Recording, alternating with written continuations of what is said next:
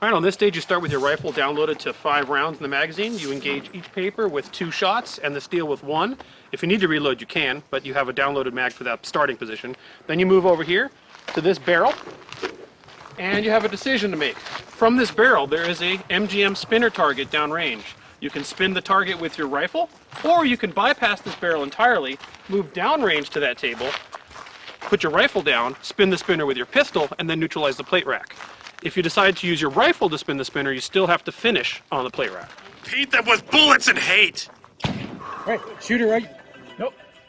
Hey, hold on, we're in happy Android land. Let me just we can edit that out. Okay. Shooter, are you ready? Stand by. Hit.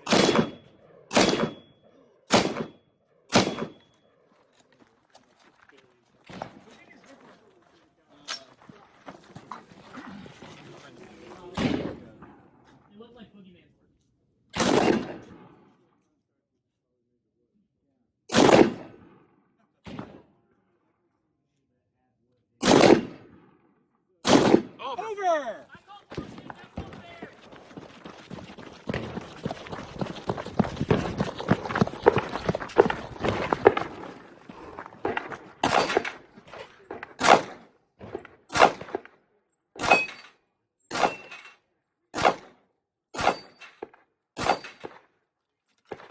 Always the last one. All right.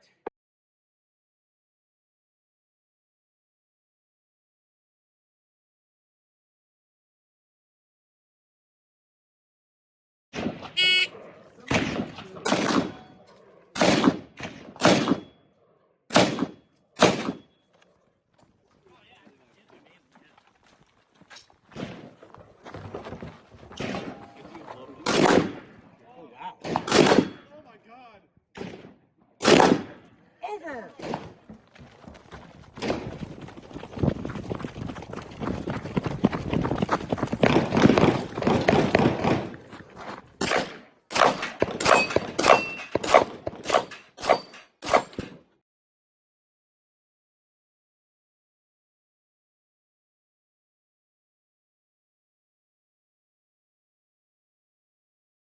I like this rifle. This gun is incredible. I really like it. I just won that stage, so that was the agreement, wasn't it? Maybe.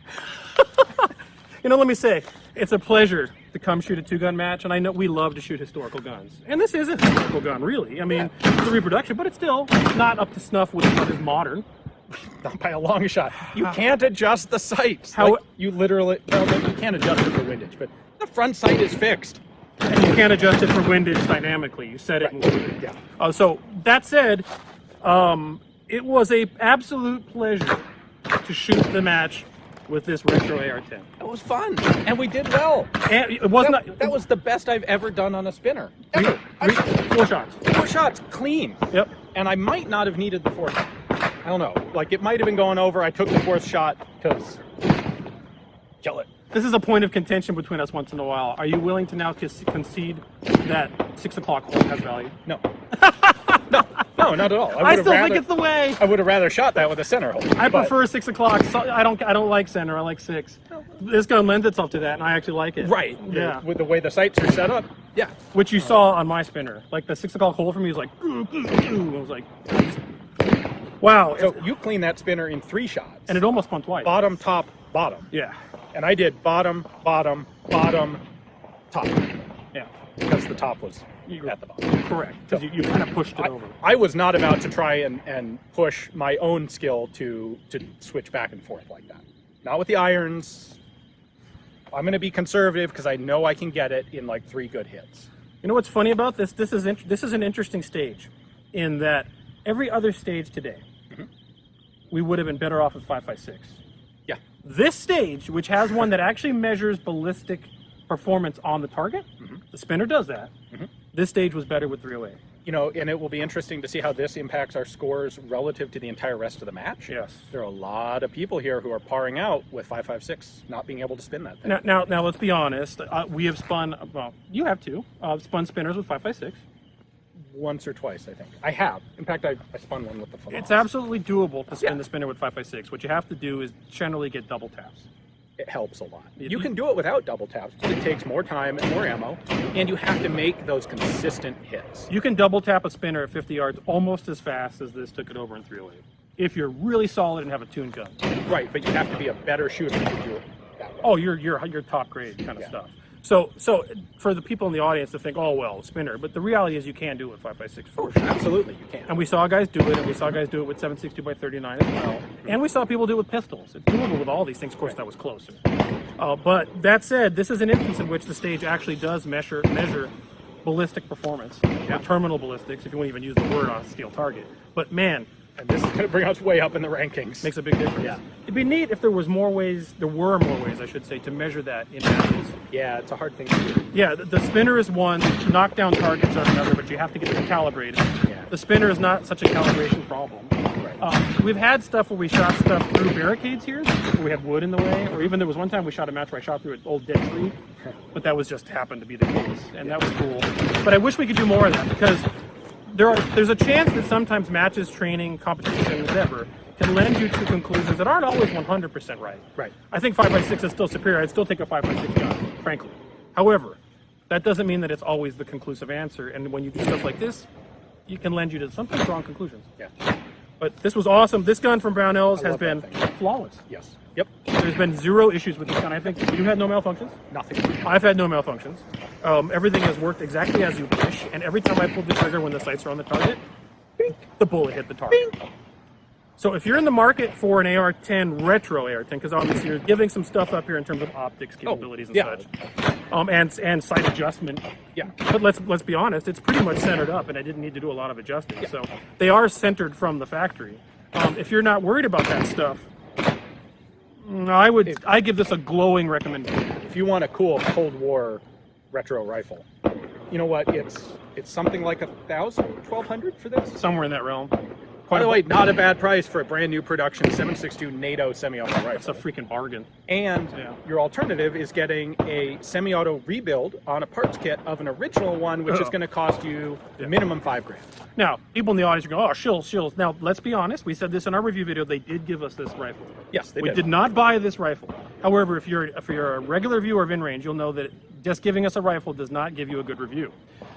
We've gone through the full review with this. We went through you did a teardown, we did a whole discussion about the gun, and we now shot a match with it, and this gun is excellent. It's awesome. Yeah, it really is.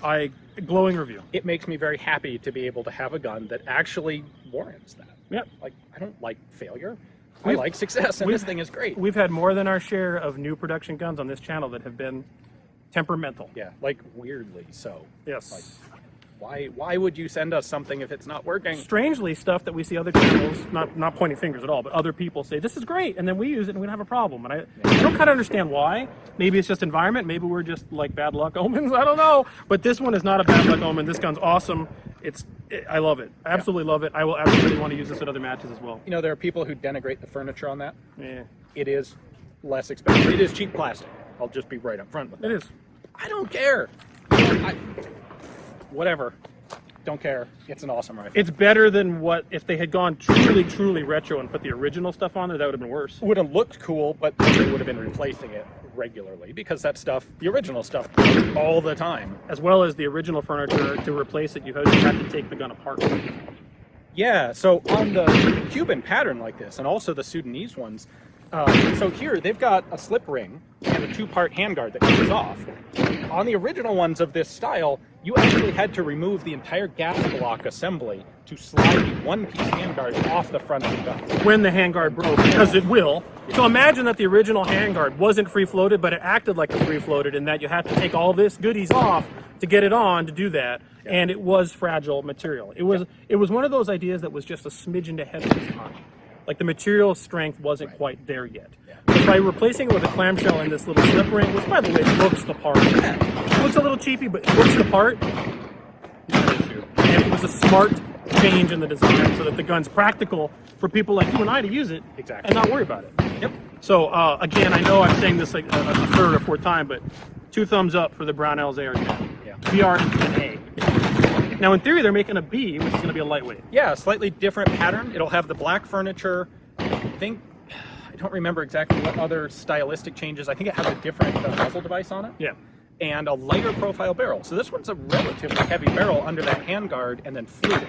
The B is going to have a lighter profile barrel overall and be a couple ounces lighter overall. I won't say heaviest in context. This is not what I would call a heavy I gun. think it's 8 pounds. Yeah, it's quite reasonable for what it is.